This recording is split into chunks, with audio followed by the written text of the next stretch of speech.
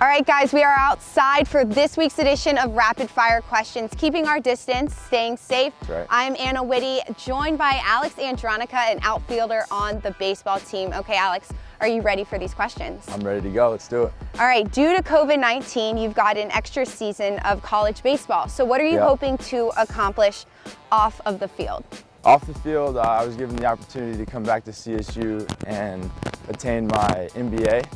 And I'm actually doing a 10-month program, so it's where it's a little sped up, and I'll be able to finish that in June, as opposed to the 17-month program, which you'll finish at the end of next year in the fall.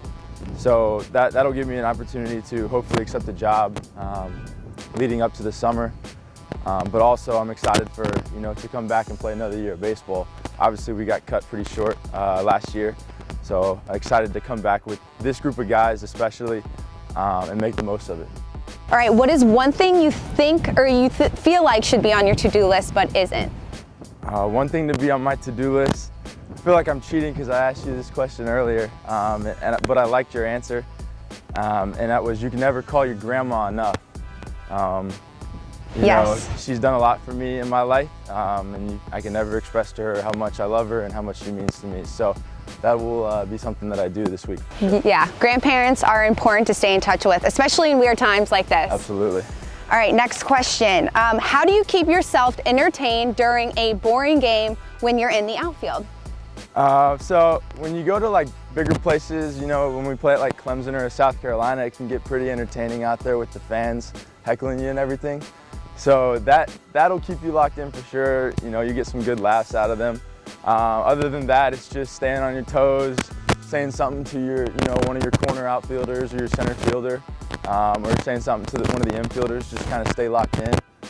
Make sure everybody's, focused on the next pitch. So nothing weird or quirky, you stay locked in? No, nothing weird or quirky. Maybe you'll listen to whatever a fan has to say, but other than that, nothing crazy. So you're a super senior this year. In what ways have you seen the program change and evolve since your freshman year? Yeah, definitely. Well, the facilities have upgraded big time since I've been here. Obviously, we got a new weight room. We have that awesome new locker room, the Singleton complex, and that, that wouldn't have happened without, Chris Singleton and obviously his mother, the horrible incident that happened to his mother. But also, just the athletic department as a whole, I feel is just upgraded. We got a new athletic director who's really making change around here. And we also got a new president in Dr. Costin in the university. So there's been a lot of change going on here at CSU. And I think it's just, we're taking that next step to make this place that much better. In sports, it's known for athletes to have superstitions, but I feel like personally, baseball, people have the most absurd superstitions. So can you share one of yours or maybe one of the weirdest ones you've ever heard? Yeah. Personally, I don't have any really crazy superstitions. Anything for me is just showing up to the park early every day. I feel the earlier I show up, the more prepared I am, the better I'm gonna play. That's just kind of a mindset thing for me. But there are some superstitions. I've had some teammates, really if you followed any baseball player with a camera or anything and you just followed their routine throughout like a game or something like that, you'll pick up on some stuff.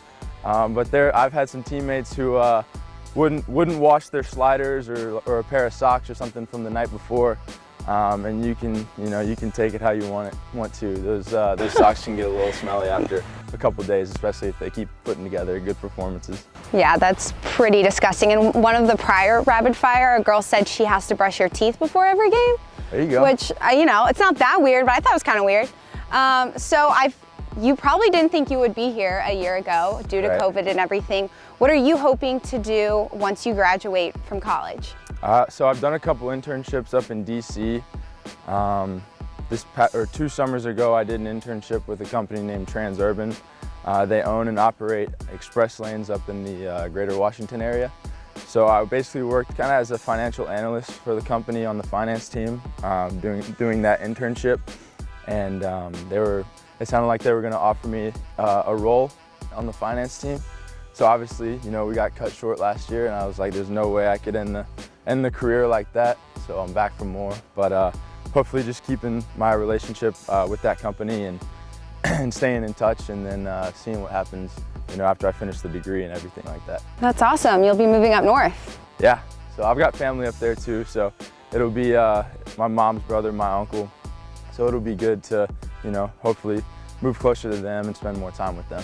So you're from Atlanta. I'm just going to assume you're a Falcons fan. So who do you think the Atlanta Falcons should hire as their next head coach? Well, obviously Dan Quinn got let go. I was a fan of him. I didn't think that we should have let him go. And now Raheem Morris is our new head coach, interim-wise. I don't know too much about him,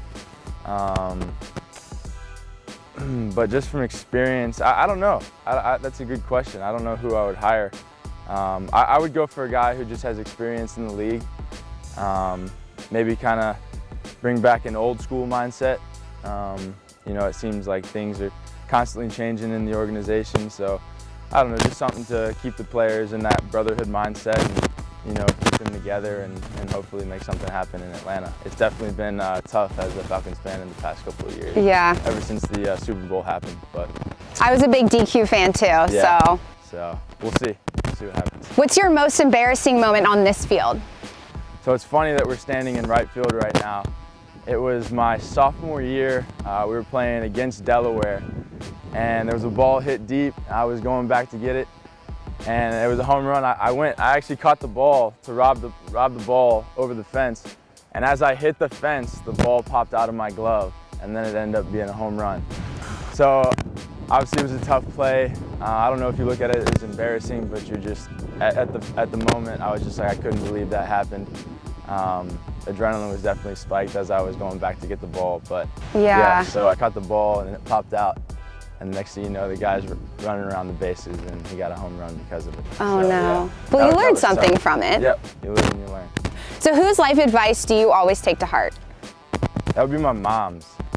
She's always got some good advice. She's big on the mindset. She's really pushed that on me from a young age. She's a triathlete and she runs a lot of marathons, so mentally and physically she's in good shape. She's always passing down, just knowledge that she has every single day. She sends me a quote just to kind of start the day, and I take those quotes to heart and just kind of, try to implement them into my life. That's awesome. Supportive moms are the best. Gotta love her. What's your favorite sandwich? My favorite sandwich? My dad makes a pretty mean Cuban, homemade Cuban. So whenever I go home, I look forward to those, especially on a Sunday, like when we're watching football together or anything like that. You can always count on that Cuban, being put on the kitchen table. It's pretty good. He puts together a good sandwich. That's awesome. Who is one player that you've learned from the most on this team? On this team, well, in years past, somebody that I really learned from he was our captain catcher, Mike Sconzo. He graduated a couple years ago. I came in, I was a freshman and he was a junior, so I had 2 years with him. Just kind of the way he carried himself.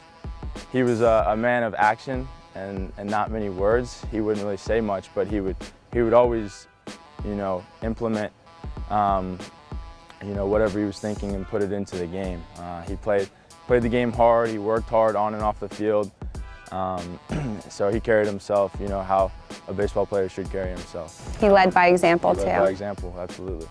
What's your favorite podcast? Favorite podcast? I'm big on the mindset. I don't listen to many podcasts. I like listening to David Goggins if there's one. He's big on the mindset and everything like that. And just kind of controlling what you can. My mom watches or listens to a lot of podcasts, and so she'll send some my way. She actually sent me one this morning, so I'll be giving that a listen probably after this or later tonight. So I can always count on her to be sending me something like that, and just kind of keeping me in the loop and touching on some podcasts here and there. Very cool. Which MLB stadium is your dream one to play in? Well, my team is obviously Atlanta, so I think it would be cool to play at Truist Park. But my favorite stadium would probably be Wrigley Field. Just how old that park is. There's been a lot of great players to play there, and I think the Chicago area is a really cool area. So I think Wrigley Field would be a really cool stadium to play in. Okay, cool. What is one of your hidden talents? One of my hidden talents is, not many people know this, but I can talk like Donald Duck. I'll give you something short and sweet. Okay, good. Let's see. What's up, guys? I'm Alex Andronica. I love it. That was so great. Where'd you learn to talk like that? I actually learned it from my uncle. I was probably about like 8 years old. You know, he would come over for like Christmas break or something like that. They'd end up staying a week, and he'd be walking throughout the house and talking like Donald Duck, and I thought it was the funniest thing ever. So I'd follow him around, just trying to, you know, pick his brain, like, how do you do that? How do you do that? And over the years, he was just, people ask me like, how do you do that? And for me, it's hard to teach somebody to do it. But he had a way of kind of explaining it and teaching me to do it, and I just picked up on it over the years, and I was finally able to put it together. Who's better at it, him or you? I would have to say him. He is able to teach me to do it. I can't really teach people to do it. So I got to give the credit to him for sure. That's so funny. Okay, last question for you. Are you a Dunkin' or Starbucks guy? Big Dunkin' guy, definitely. I actually brought, you guys saw, I brought some Dunkin' in this morning. Did you bring any for us? Or? Oh, it's tough. Oh, Alex. I should have told you guys. Come on. My go-to is the sausage, egg, and cheese on an everything bagel. Good especially stuff. before Sunday games when we got to be here early. So that's one way to get the day going with a little Dunkin'. What's your coffee drink?